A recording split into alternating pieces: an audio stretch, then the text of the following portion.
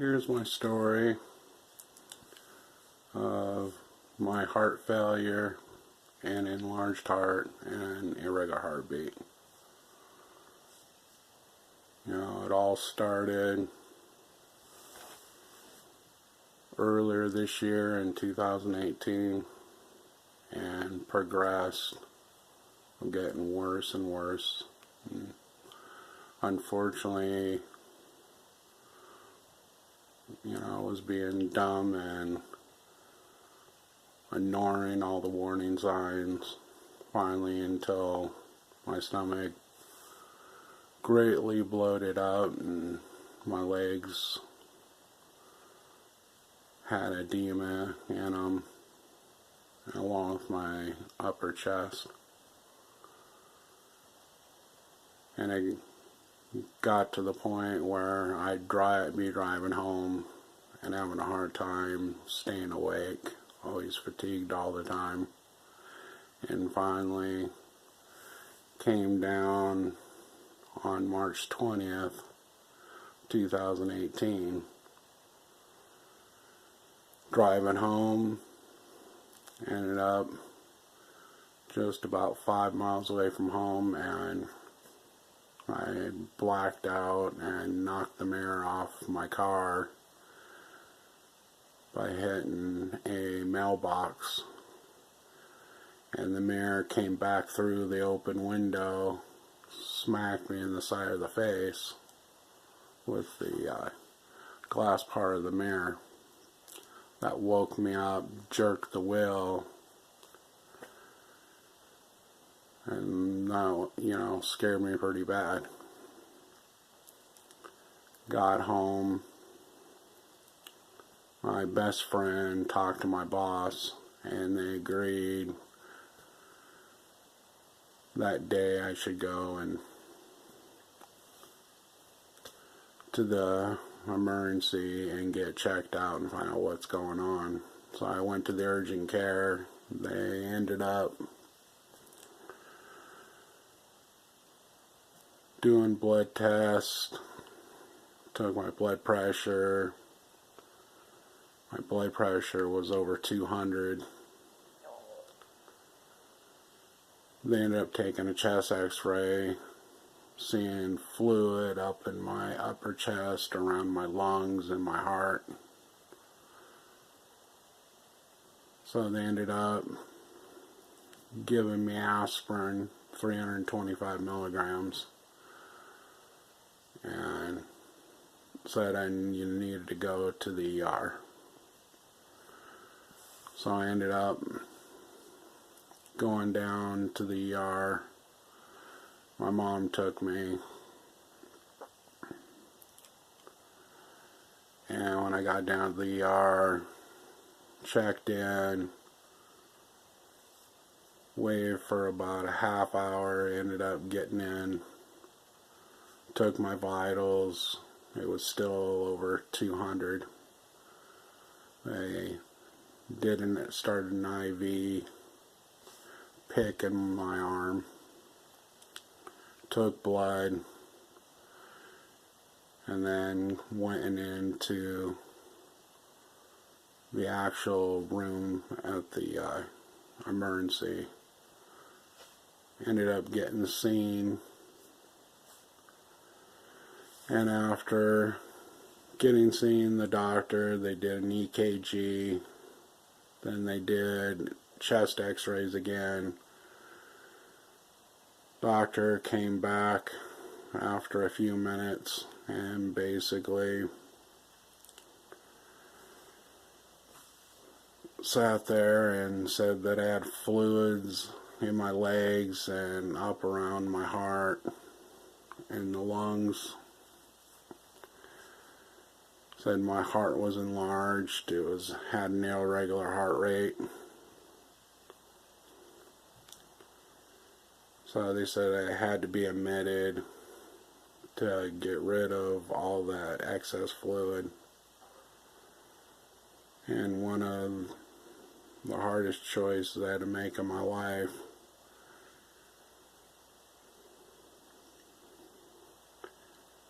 And all along, my mom home, started crying. Doctor wanted to know what I wanted to do,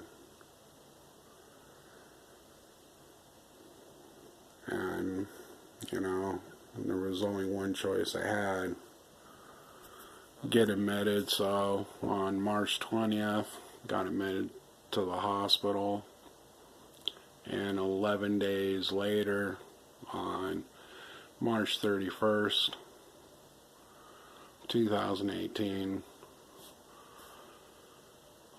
got out of the hospital and ended up on 7 different medications. 3 of them were for high blood pressure, and then plus the baby aspirin, that made 8. And so after that, they also did a chemical stress test, and that was really scary. The last minute and a half, I have a 4-minute test. Chest started tightening up, couldn't breathe. You know, they asked me if I wanted to stop, and I told them no, just keep going. And after I got done, couldn't catch my breath, so they put me on oxygen, and finally got everything to where I could breathe again. But I mean, just felt like I've been ran over by a Mack truck. You know, never experienced anything like that, and started settling in how serious. Never had any heart problems, never had any edema problems with fluid building up or irregular heart rate. But, you know, basically all the energy drinks that I drank, the caffeine, going out, eating fast food, not sleeping, right, and just burning myself out and getting stressed out and not dealing with it, all took a toll and added up. So after I got out, ended up having home care, a nurse coming to my house, take my vitals, and then I've gone to my first appointment to the practitioner.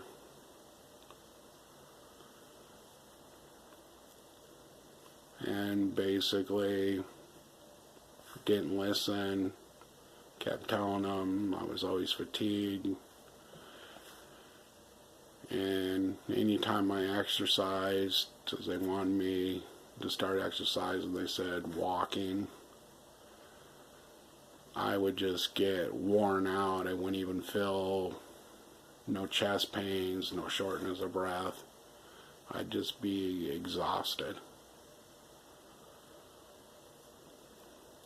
And basically 27 days later, ended up back in the ER being rushed by ambulance in the middle of the night at 2:30 in the morning.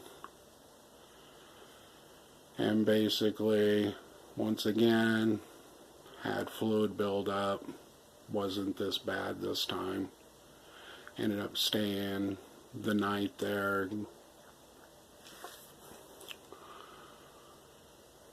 So they ended up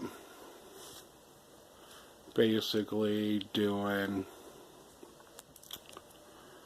where they would, crash my blood pressure down to 99/56.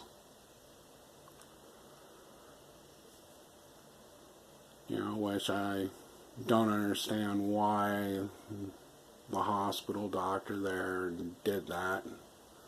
I just further exhausted me, and finally ended up getting after 3 different doctors at 2 different hospitals, and including my family doctor, got to see a cardiologist, told him everything that was going on, and basically he got mad, didn't understand why they put me on my medication that was short lasting instead of long lasting. So he readjusted, and this was like the 4th time they readjusted my medications, which I'm sure won't be the last. You know, definitely saw another person's YouTube channel that has been going through it for years and years, and definitely gives me hope that, you know, there is, you know, silver lining at the end, and, you know, we'll be able to gain something back.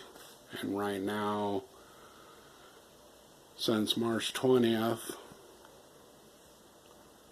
it's been over 2 months, still haven't had an income. You know, thankfully for my family supporting me, my best friend, and all my co-workers and friends, you know, greatly helps, including my mom. And I'm just trying to get through it and trying to find the path that make me better. So I just wanted to tell people, you know, got another chance at life. You know, totally could have went, you know, either way if I would have just kept ignoring it. So I'm just grateful for the people in my lives that, you know, pushed me to go, and wanted just to, you know, let people know, you know, it's not the end. You just keep on being strong, going through life and trying to just rebuild your life back up, re-strengthen, and, you know, definitely, you know, cut out all the bad things like the sodium, the sodas, the energy drinks, you know, on a restricted fluid and low sodium diet. You know, it's hard, but I know in the end, you know, I will be able to do it. So I just wanted to make this video, and for anyone watching, you know, don't give up. You know, it's not the end. You still have a lot of life left. So you just have to make the changes and take it one day at a time, and it's a slow process.